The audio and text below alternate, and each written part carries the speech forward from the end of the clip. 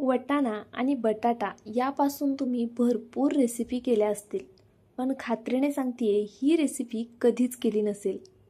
तुम्ही या रेसिपीची कल्पनासुद्धा केली नसेल अशी रेसिपी मी आज तुमच्यासोबत शेअर करते. आता मार्केटमध्ये भरपूर प्रमाणात वाटाणा उपलब्ध आहे, तर नक्कीच तुम्ही ही रेसिपी एकदा करून पहा. तुम्हा सगळ्यांनाच खूप जास्त आवडेल. करायला अतिशय सोपी आणि त्याचबरोबर खायला खूप जास्त भन्नाट. पाहुणे आल्यावर आवर्जून करावी अशी ही रेसिपी. तर या रेसिपीसाठी आपल्याला लागणार आहे थोडासा वाटाणा आणि अगदी थोडा किसलेला बटाटा. इथे मी 2 लहान बटाटे छान असे बारीक किसणीने किसून घेतले. त्यानंतरनं हा बटाटा लगेचच आपल्याला 2-3 पाण्याने स्वच्छ धुवून घ्यायचा आहे. बटाट्यामध्ये बऱ्यापैकी स्टार्च असतो आणि मग बटाटा लवकर लाल पडतो, त्यामुळे मी इथे बटाटा छान असा धुवून घेतला. त्यानंतरनं यामध्ये पाणी घालूया आणि आता हा बटाटा जरा वेळ असाच ठेवून देऊया. तर पहा, आपल्याला फक्त 2 लहान बटाटे लागलेले आहेत इथे. तुम्ही एकच मोठा बटाटा घेतलात तरी चालणार आहे. आता त्यानंतरनं काय करायचं आहे, इथे वाटाणा घेतला आहे मी. या वाटाण्यामध्ये थोडंसं पाणी घालूया आणि थोडंसं मीठ घालून घेऊया. आता मीडियम फ्लेमवरती एक 5 मिनिटासाठी फक्त हा वाटाणा आपल्याला उकळून घ्यायचा आहे. वाटाणा शिजायला फारसा वेळ लागत नाही, फक्त 5 मिनिटं तुम्ही ठेवलात तरी हा आरामात शिजला जातो. तर पहा, इथे आपण वाटाणा शिजण्यासाठी ठेवला आहे. तोपर्यंत आता आपण इथे कांदा कट करून घेऊया. तर इथे मी एक लहान कांदा घेतलेला आहे. कांद्याची साल काढून कांदा छान धुवून घेतला आणि त्यानंतरनं व्हिडिओत दाखवते ना, अगदी त्या पद्धतीने छान बारीक असा कांदा हा चिरून घ्यायचा आहे. या रेसिपीसाठी आपल्याला खूप कांदा वापरायचा नाही आहे बरं का. कांदा एकच घ्यायचा आहे लहान आणि तोही छान असा बारीक चिरायचा आहे. पाहू शकता अगदी या पद्धतीने. तर इथे मी हा संपूर्ण कांदा चिरून घेते. तुम्ही यामध्ये अजून कोणते पदार्थ घालू शकता ते सुद्धा मी पुढे तुम्हाला सांगणार आहे. तुम्ही जर चॅनलवरती नवीन असाल आणि अजून चॅनलला सबस्क्राईब केलेलं नसेल तर प्लीज सबस्क्राईब नक्कीच करून घ्या. त्याचबरोबर तुम्ही माझा हा व्हिडिओ कुठून पाहताय ते सुद्धा मला लगेच कमेंट करून कळवा. तर पहा, इथे ना आपण कांदा छान असा बारीक चिरून घेतला. त्यानंतरनं भरपूर अशा लसणाच्या पाकळ्या घेतलेल्या, त्यासुद्धा छान अशा बारीक चिरून घ्यायच्यात.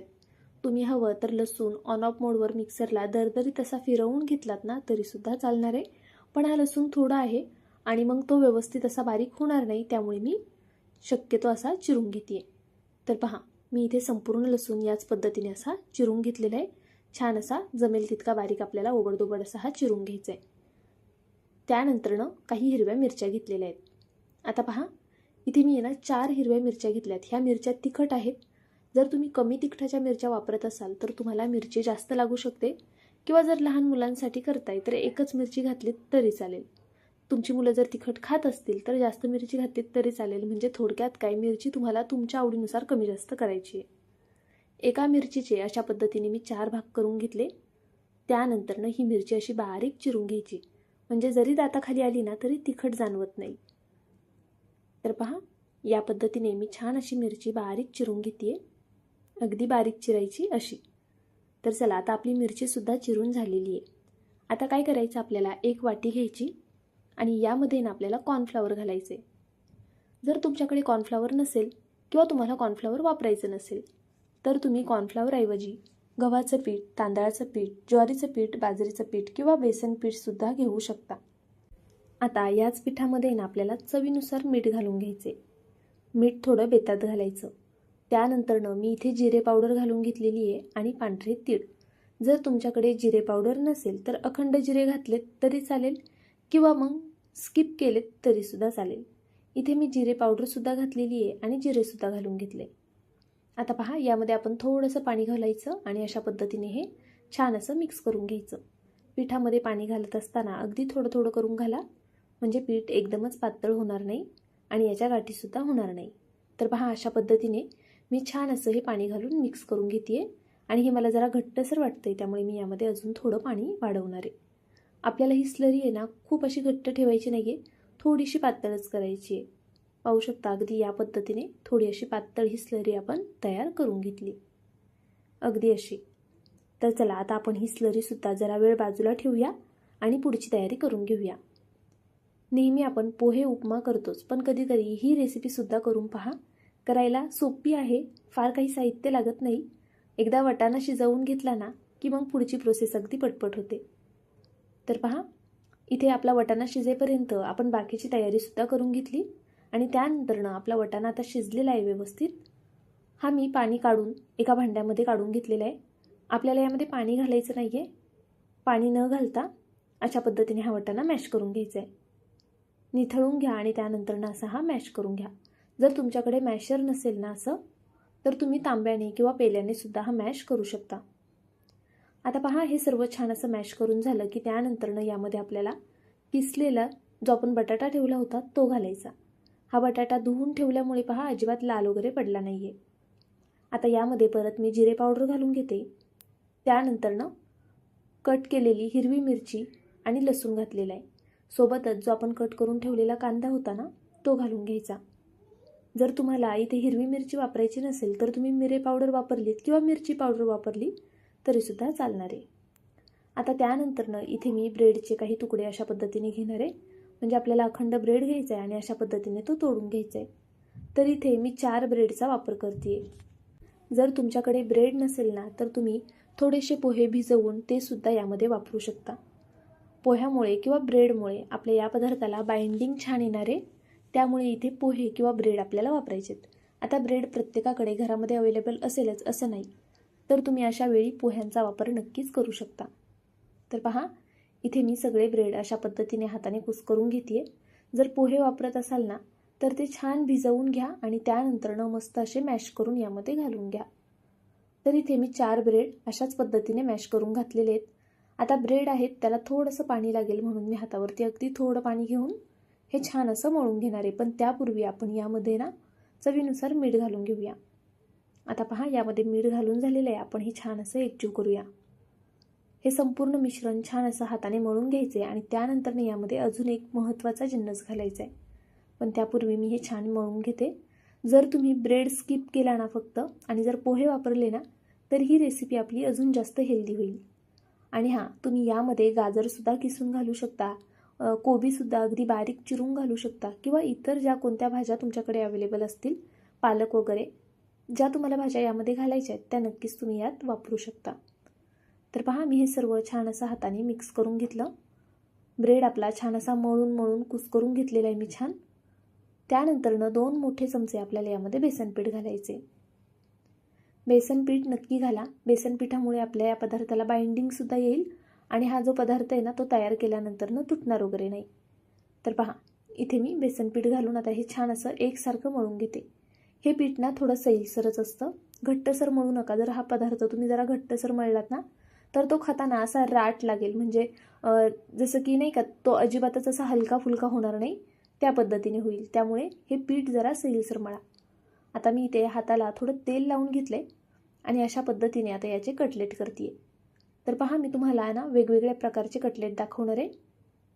एक तर आधी मी या पद्धतीने असा त्रिकोणी कटलेट तयार करून घेतलेला आहे. पाहू शकता तुम्ही. अगदी सहज होतात, करायला काही फार वेळ लागत नाही, झटपट होणारी रेसिपी आहे. तुम्हाला आवडतील त्या आकाराचे कटलेट करू शकता तुम्ही. तर पहा, परत मी इथे हातावरती थोडंसं असं पीठ घेतलं. आता हे छान असं आहे ना गोलाकार असं आधी पीठ करून घ्यायचं आणि त्यानंतरनं असा याला आकार द्यायचा. जर तुम्ही त्रिकोण कसा बनवायचा पाहिला नसेल पहिल्या ह्याच्यामध्ये, म्हणून मी इथे परत एकदा दाखवते. अगदी सहज होतो. पण हा पदार्थ ना करताना किंवा हे कटलेट करताना खूप जाड करू नका आणि अगदीच पातळही करू नका. अगदी या पद्धतीने आपल्याला करून घ्यायचे. तुम्हाला हवं असल्यास तुम्ही यामध्ये चीजसुद्धा घालू शकता. मध्यभागी चीज ठेवा आणि त्यानंतरनं तुम्हाला हवा तो आकार याला देऊन घ्या. सगळ्यात सोपे म्हणजे हे बॉल्स. तर तुम्ही या पद्धतीने बॉल्ससुद्धा करू शकता. जर याला थोडीफार चीर वगैरे राहत असेल तरी टेन्शन घेऊ नका. हा पदार्थ अजिबातच तेलामध्ये सुटत वगैरे नाही. तर पहा, इथे मी सगळे कटलेट असेच करून घेणार आहे वेगवेगळ्या आकारामध्ये.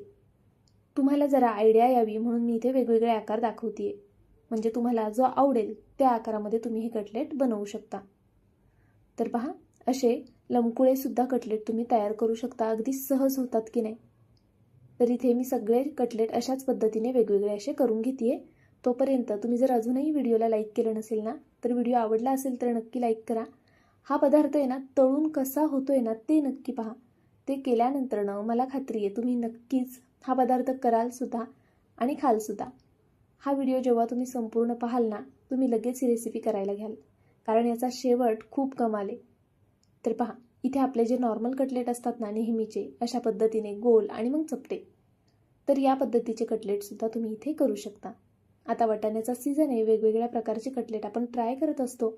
एकदा हे कटलेट करून पहा, तुम्हा सगळ्यांनाच खूप आवडतील.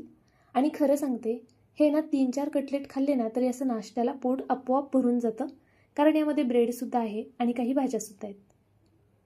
तर आता आपले हे सगळे कटलेट बनवून तयार झालेले आहेत आणि ही स्लरीसुद्धा तयार झालेली आहे. इथे मी काही ब्रेड स्क्रम घेतलेले आहेत. जो आपण ब्रेड वापरला आहे ना त्यातलाच एखादा ब्रेड मिक्सरला वाटून घ्यायचा. आता पहा, इथे असं आपण ह्या स्लरीमध्ये हे असं डीप करून घेऊया अगदी या पद्धतीने. आणि त्यानंतर ना आपल्याला हे या ब्रेड स्क्रममध्ये असं घोळवून घ्यायचे. बरं, हे घोळवत असताना आहे ना ह्याला हात लावू नका लगेच, नाहीतर मग काय होईल, तुमच्या हाताला जर ती स्लरी लागली ना तर मग आपल्या हाताला पूर्ण हे ब्रेड स्क्रम चिटकत राहतात आणि मग हा पदार्थ करताना थोडंसं इरिटेट व्हायला होतं. त्यामुळे शक्यतो एक हात ना कोरडाच ठेवायचा, त्याला अजिबात असं हे जे स्लरीचं पीठ आहे ना ते लागून नाही द्यायचं. तर पहा, अगदी या पद्धतीने मी असं ही स्लरी घालून घेते. चमच्याने हे कटलेट उचलायचे आणि एका हाताने यामध्ये ठेवून घ्यायचे आणि मग जो दुसरा हात आहे ना आपला त्याने असं यावरती हे कोट करून घ्यायचं अगदी या पद्धतीने. बघा, मी प्रत्येक ह्याचा आहे ना एक एक कटलेट फक्त तुम्हाला कोट करून दाखवणार आहे, म्हणजे तुम्हाला आयडिया येईल. पाहू शकता तुम्ही, अगदी या पद्धतीने ना अगदी सहज होतात. जर एक्स्ट्राचे ह्याला ब्रेड स्क्रम लागले असतील ना तर ते काढून टाकायचे, नाहीतर मग ते तेलामध्ये सुटतात ना ब्रेड स्क्रम, तर तेल खराब होण्याची शक्यता असते. त्यामुळे जे एक्स्ट्राचं आहे ना ते असं हलक्या हाताने काढून टाकायचं. तर पहा, इथे जवळपास आपले सगळेच कटलेट आता बनवून तयार झालेले आहेत.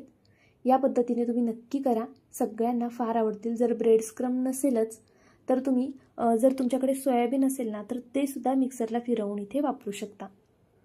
पहा, मस्त असं हे झालेलं आहे. आणि सोयाबीनही तुम्हाला वापरायचं नसेल ना तर रव्याचा वापर केला तरीसुद्धा चालणार आहे.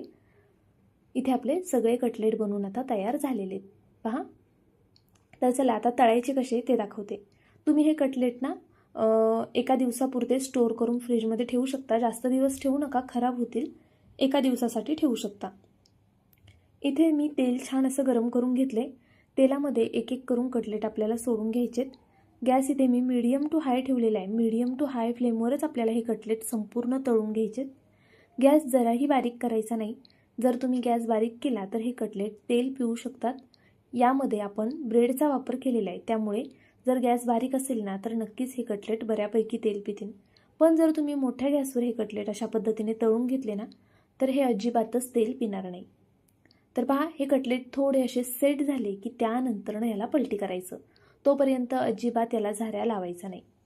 असं केल्यामुळे काय होईल, जर तुम्ही आधीच याला झाऱ्या लावला ना तर हे पटकन असे तुटले जातील आणि मग तेलामध्ये संपूर्ण असे पसरले जातील.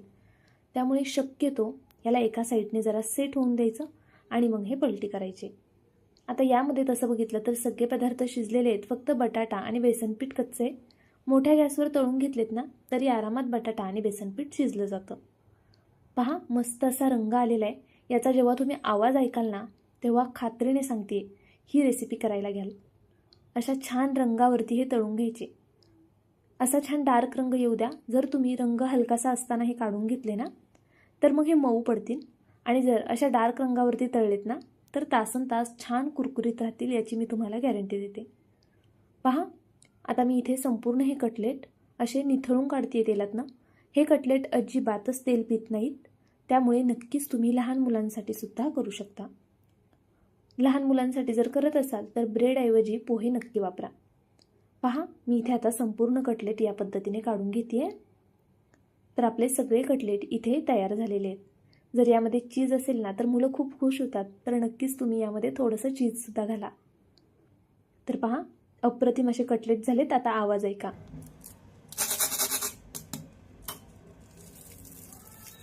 आहे की नाही, किती छान. आजच ट्राय करा आणि केल्यानंतरनं मला कमेंट करून कळवायला विसरू नका. त्याचबरोबर जाता जाता प्लीज व्हिडिओला एक लाईक करून घ्या. नवीन असाल तर सबस्क्राईबसुद्धा करून घ्या. आता हे कटलेट मी टोमॅटो केचपसोबत घेतलेले आहेत. तुम्ही हवं तर पुदिन्याची चटणी किंवा अगदी कोणतीच चटणी नसेल ना चहासोबतसुद्धा खाऊ शकता. खूप छान लागतात. कारण आपण यामध्ये तिखट वगैरे घातलेले, त्यामुळे याला कोणत्याही सॉसची किंवा चहाची सुद्धा गरज नाही आहे. हे असे कोरडे खायलासुद्धा अप्रतिम लागतात. मुलांच्या टिफिनसाठी उत्तम आहेत. नक्की करा. बरं चला, तुम्ही माझा व्हिडिओ संपूर्ण पाहिलात त्याबद्दल खरंच खूप मनापासून धन्यवाद. उद्या पुन्हा भेटूया अशाच एका छानशा रेसिपीसोबत. तोपर्यंत bye. Thank you so much for watching.